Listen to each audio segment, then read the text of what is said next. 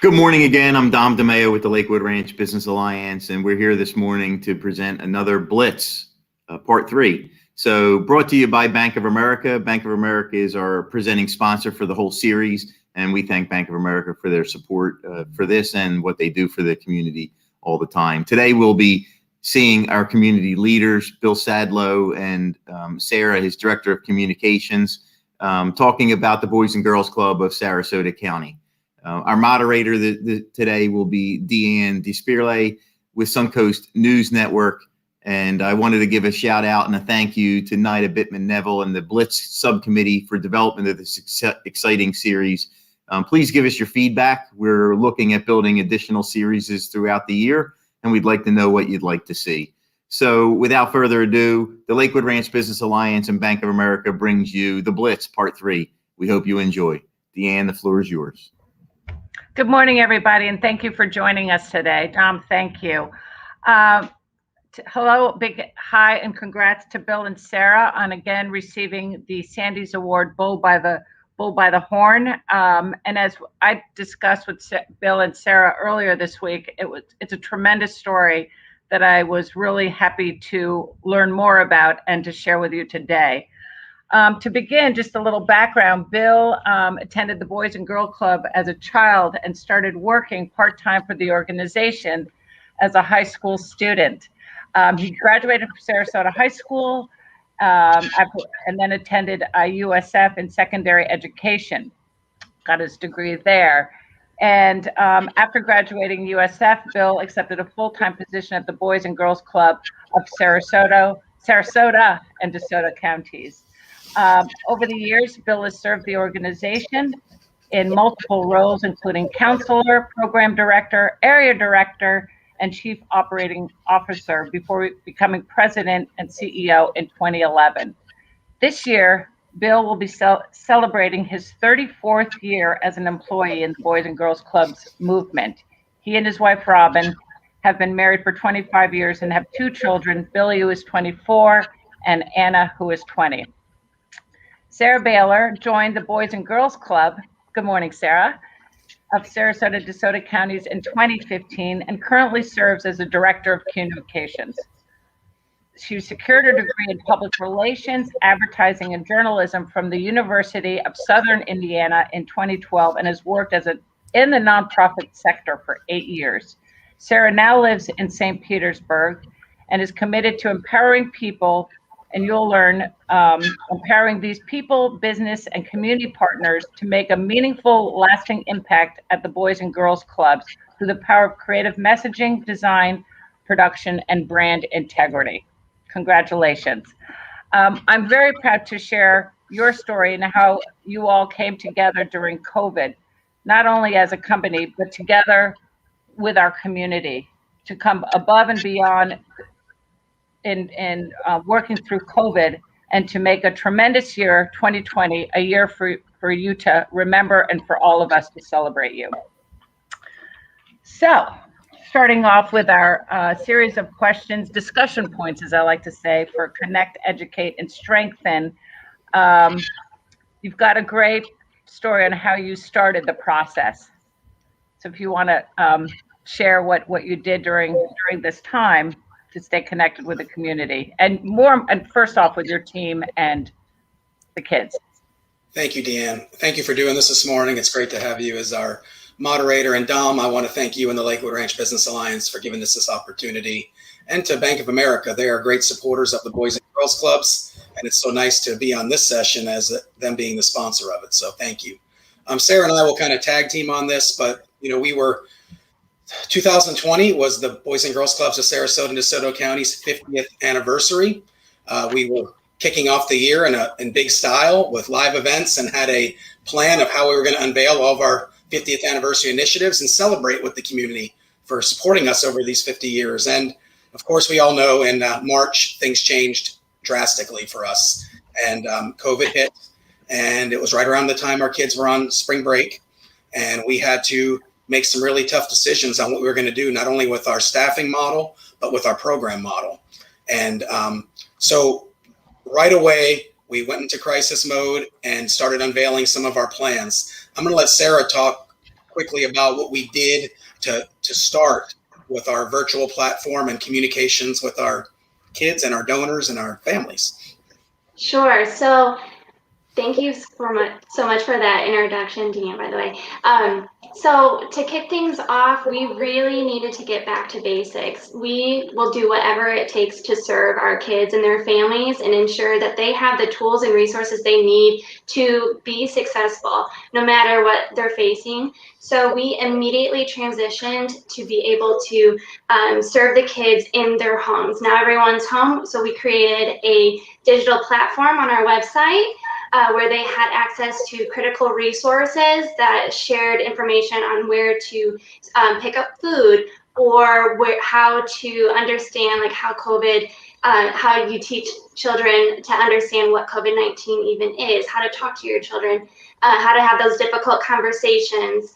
And then we also included a hub of digital programming to ensure that the kids were still receiving our slate of programs that target their academic success and character and leadership building while they were not physically able to come to our clubs. And that was all done online. Our hub was on our website, but we also utilized our social media channels. And it was a new frontier for us in the way that we were able to really see what those platforms could do for us. So it was all a learning experience, and we just really tried to tailor our messages to exactly where our kids and families were. Thanks, Sarah. And Dan, I'm sorry to keep in mind that the virtual platform was incredible, but it wasn't enough. We wanted to see our kids again. So, first off, we started with the essential needs that Sarah mentioned. We set up food distribution sites at our clubs, so families were able to come get meals, get food for the week. Each week we did that, and the kids were used to going to school, getting their lunch and breakfast at school, and that wasn't happening. So we wanted to make sure that was being met. The other thing we did is talked about how can we do in-person programming. Unfortunately, due to all the clubs being closed for that 2-week period, we furloughed our part-time staff, and we decided to do a first responder program in person, serving the children of first responders' families. We heard there was a tremendous need for that. Our mission is to serve children who need us most, so we embarked on that. I want to give a big thank you to Gulf Coast Community Foundation and the Charles and Marjorie Bransick Foundation. Their COVID response fund funded that. But Dan, as we spoke about the other day, it took courage from our staff. We were at the early stages of this pandemic. No one really knew what it was all about. And right. We had club directors coming from around the county that are used to supervising their club. They all congregated at one club, and they were on the front lines with the kid, watching a group of kids. So we had people that are usually in management, working with children, providing that program. But I will tell you, the response we got from people who were in law enforcement, worked at the hospital, right. County workers, it was amazing, and fire rescue. So up to 90 kids we served right away in April and May. So it's amazing, hearing this, and you think about, what was your biggest victory during this, because it sounds like you had so many victories going on, all like kind of at the same time. And through this, I mean, it was so challenging back in March and April. Like, what did you do to keep morale up? Or what was that a problem to keep morale up? Or was that a challenge? I think you would think it would be a challenge, but with our team, it wasn't. They were able to, when they were doing the things that we were doing, we also did a big support out in DeSoto County in Arcadia through the Lou and Gloria Flanzer Trust. What we did out there is with All Face Food Bank, fed 300 families. We helped pay for people's water bills that they fell behind on that were delinquent. We went to the community and asked what was needed. We provided PPE, the personal protective equipment for the first responders in DeSoto County. And we also provided hotspots for the children of DeSoto County schools so they could work on their virtual platform with their teachers. So, and that was through the Flanzer Trust. So all those things were going on. The food distribution was going on. After the fears subsided with the first responder program and the feedback we were getting, I think our staff morale was very high at that time. Or not, in a most difficult time. We knew the challenges our community was going through, our country was going through, the world was going through, but there were some bright spots. And it seems like, okay, cliche number one, challenge equals opportunity, right? But it's great. So that's like, you kept people connected and in line with your vision and your mission, which I think is very great. So kind of leads into the next subject of education. I mean, through your platforms, the different channels, social media, online, you had to foster development and leadership at all different levels. And I think, how did this relate to some of the programs that, looking as you were working through it? Go ahead, Sarah. Okay. So I really need to give a big shout out to our community partners, because especially I know that there were conversations with all of the lead foundations and just key contributors who really encouraged our nonprofits to continue to stay together, to be able to fill the gaps across the community, regardless of who needed assistance. So I believe that just having a network that is so strong and being able to continuously share those resources and identify how we can help one another was key to this. That's very cool. I'd love to tell this story, and I love this story of what you did over the summer. Yeah. With your great summer program, because when you're telling me the story and the results you got from that are just phenomenal. Absolutely. So we were serving the children at the First Responders Program for April and May, one club up to 90 kids. And we made the decision that we would open up all of our clubs for a summer program with face-to-face programming for our children. So we had to limit the numbers, of course, that we were accustomed to serving. So we had to figure out what demographic we would serve. And again, kids who need us most. We targeted Title I schools. Those are the schools that, have the highest free and reduced lunch rates, and the children that are most vulnerable, especially during a pandemic. So they hadn't been in live school since March. We opened our doors in June and started Great Futures Academy, as we called it. And we did 2 4-week sessions for up to 333 kids for each session. Those were at all 6 clubs throughout the 2-county area. And we hired teachers from our school system and school social workers from our school system, and had an intense learning program. The kids loved being back at the club. Number one, they were having a great time. The teachers did an incredible job with them, but some of the results we got were amazing. And before I go further on the results, again, the COVID Response Fund of Gulf Coast Community Foundation, Charles and Marjorie Baranski Foundation, and that one was in partnership with the Community Foundation of Sarasota, funded Great Futures Academy. Our board and our staff wanted to do this, but we didn't want to charge these children and their families. They were going through a tough time. So the program was free, and the philanthropy community stepped up, along with numerous individual donors that helped make that possible. But our teachers did some academic work pre and post testing with the kids on math and reading. And I actually have the numbers here in front of me. Of the 618 kids that completed the sessions, we had 88 kids stay the same on reading and math.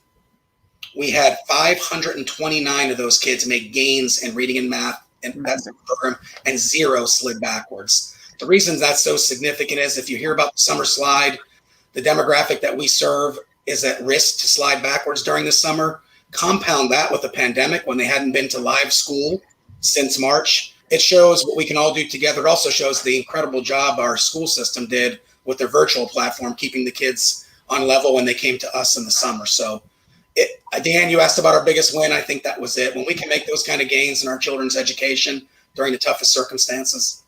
You must go home at night feeling so good. I mean, it's incredible. It's incredible. So Yes. Congratulations there. How do you foresee this sort of playing out for this? Here we are already, what are we, February? So we're rolling in, kids are coming back to school. How is this now? How do you see sort of, looking forward for the Boys and Girls Club? Well, when we started the school year, we actually pivoted again because we had parents who weren't quite ready to send their kids back to bricks and mortar school. Some were ready, but didn't, some wanted to keep their kids home, but didn't have the internet access for their children. That one mom had 3 children home and they all logged on, their system shut down. So We started our virtual learners program. We opened up all 6 of our clubs, and kids could come to the club and work on the school system's virtual platform at their Boys and Girls Club in a safe place with our staff assisting them. And we told our families we would do that as long as it was necessary. And slowly, as kids went back to school, which we wanted them to do, we closed the programs down. But the last one stayed open for teens until January 19th. So we started the virtual learners program from August 31st when school went back to January 19th. Wow, that's But, incredible. Sarah, you might want to talk about the looking forward for the future. Looking forward, we are just starting to put together the puzzle pieces to make sure that we have another successful summer. And with that, we are excited to share that we are now able to expand who we are able to serve, simply because of safety regulations and capacity, and now being able to have our staff back. And so our kids are getting ready to have another fun-filled summer. We're about to open registration here within the next month, and they are going to just enjoy some sense of normalcy still, of course, with the heightened safety protocols in place, but we're going to be able to really hone in on their academic success first and foremost, always and forever at Boys and Girls Club. That's our first goal. And then we just want to ensure that they are given all the opportunities that they need, where they can really get back to exploring new interests and discovering their passions, and trying to determine what life after high school graduation might look like, and being able to look at career possibilities that line up with their interests. And so slowly but surely, we're getting back to who we are at the heart of our mission. But in order to get there, we're going to continue to do whatever it takes and support our kids and families in any manner that they need. Well, it's incredible listening to you both, and knowing your background, and really taking this to the next level. I mean, we couldn't have a better team in place. So congratulations to you both on that. Tell me a little bit about George. I think that's a fun story, George. And really, you know, one of the things I found when I walked into the Boys and Girls Club was the club is my home. That was a big billboard right there, and I was like, oh my gosh, this is very cool. And then obviously, in speaking with you further, it just resonates in so many ways. So tell me about that award that you. Yeah. Thanks, Dan. I first want to start with George's title as our Youth of the Year, which is the top recognition program for our teens at our clubs. And I do want to brag on our team a little bit before I get to George. And you know, our team, we've been much more intentional about our teen programs, and they've really grown over the past 7 to 8 years. Amazing what our teen staff does with our teens. So there's a Youth of the Year program sponsored through Boys and Girls Club America, and every club around the country and around the world at military bases picks the top youth from each of their individual sites, and then one to represent their organization. And then it goes on to the state level, and then regional, and someone gets crowned National Youth of the Year, which is representing 4 million youth. It's a big deal. It's a huge deal to do that. So our first, I mentioned our 50th anniversary, our first 42 years in existence, we had one state Youth of the Year over 42 years. The last 8 years, we've had 5 state Youth of the Years. Wow. So something's happened here in Sarasota and DeSoto counties with our teens and their success, and letting them tell their stories and giving them that platform. That's so yeah. 2 regional winners and 1 National Youth of the Year that came from our Gene Matthews Club in Northport. That was Whitney Stewart won the national award. And so what's the next round? Like, when is this? When is the regional or the state? Because George goes to the state competition in April, and then it'll go from there to the regional, and then to national. It usually wraps up in September. But more about George. He immigrated here from Cuba, had to learn English as a second language. He is an exceptional student in the IB program at Riverview. He is going to go to Columbia, to an Ivy League school, Columbia, and is interested in politics right now. He really likes political science. But you mentioned, Dan, he melted our hearts when he told his story and said, yes, the Boys and Girls Club is my home away from home. But to take that a step further, he said, the Boys and Girls Club was the first time I could be myself. It was the first time I felt like I could be myself. And that says it all. So that's a testament to our staff, our team, our board, our organization. So we really have high hopes for George. When you see these young people, and George was one of 7 finalists. I think it was the strongest group of finalists we've ever had. Right. Really gives us some hope for our future when you see these amazing young people. Oh, that's great. I look forward to following the story, and let's bring it alive even more when it comes April. I think it's fabulous. So you've obviously been strengthening through COVID in many, many ways, both as an organization and helping the kids, your number one mission. And is there anything that has stood out and impressed you most about? I mean, I feel like there's many things. So how do you sort of say what's the strongest? What's one of the key highlights for you? I'll start with the key highlight and turn over to Sarah because I'll talk all day, unfortunately. No, the key highlight for me was that this organization stayed true to its mission. Yeah. And we've kind of talked about that as you've asked us the questions. You know, everybody was scrambling. I don't fault any organization for whatever decisions they made during this time, but the mission was to serve children that needed us most. Yeah. And I felt like we did that every step of the way and continue to do that through tough circumstances. So that's my proud moment. And Sarah, I'll turn it over to you. Bill, I totally agree with you. To piggyback off of that, I think we couldn't do what we are still able to do without the collaboration and support of our community, especially just like you all, and being able to share your platforms with us and letting us share our voices, just how we're empowering teens. You are empowering us to continue to serve those who need us most. And we couldn't do it without all of our amazing partners and supporters. And we are so grateful to serve Sarasota and DeSoto counties. Fabulous. Well, it's a phenomenal story, and I said, what's the most optimistic? But it just breathes and lives optimism from the Boys and Girls Club and the community together. So, any further thoughts? Anything you'd like to add? One of my thoughts is again thanking Lakewood Ranch Business Alliance, and when we were nominated for the Take the Bull by the Horns Award, I thought it was incredible, and I looked at our nominations, some of the others, and I said, "Oh, this must be a nonprofit category," and it wasn't. And we talked about that the other day, Deanne. Yes. Dan and Dom about that.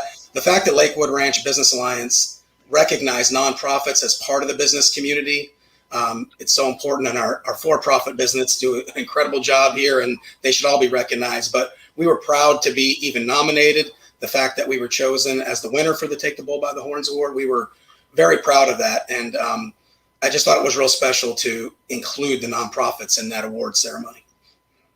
That's great. Well, tremendous. I really want to thank you for sharing your story today and really being a part of this. Congratulations once again. And, you know, it's like, give us something positive. I think it's all positive. So from my end, I thank you for that. And I'm going to pass it back to you, Dom. And thank you both, Bill and Sarah. Yes, thank you, Deanne. We appreciate your time today and leading us through. And Bill and Sarah, thank you so much. As we said in the beginning of the program, as we were meeting, getting ready to start, what you do for our children is important. You are instilling values in our future leaders, and they will be the people that actually take care of us long into the future. So thank you again for what you're doing. Your Sandy's was well-deserved in whatever category you would have went for with what you wrote and what you did. So thank you. A little bit of upcoming events. We have 2 remaining Blitz series coming, or sessions coming, Tuesday, March 2nd and Tuesday, March 16th. Please be on the lookout for our remaining Blitz sessions. You can see them on our website. Thursday, February 25th, we have Lunch with Ranchers at the Courtyard by Marriott. We still have a few seats left there. We're almost sold out as well. Friday, February 26th, our Lakewood Ranch Business Alliance annual luncheon will be held at the Grove. We're approaching sellout there as well. We're holding our events down in size to be able to properly distance for you all so that we can keep safe. And Wednesday, March 3rd, 5 p.m., a networking social at the new McGrath's over at Main Street in Lakewood Ranch. So if you haven't been to McGrath's, you get a chance to see some of your friends and have a drink and network over at McGrath's on March 3rd. I want to end by thanking our guests this morning and Bank of America, all for what you do for our community in effort and support, and hope to see you all soon. I hope you have a great day. Thank you.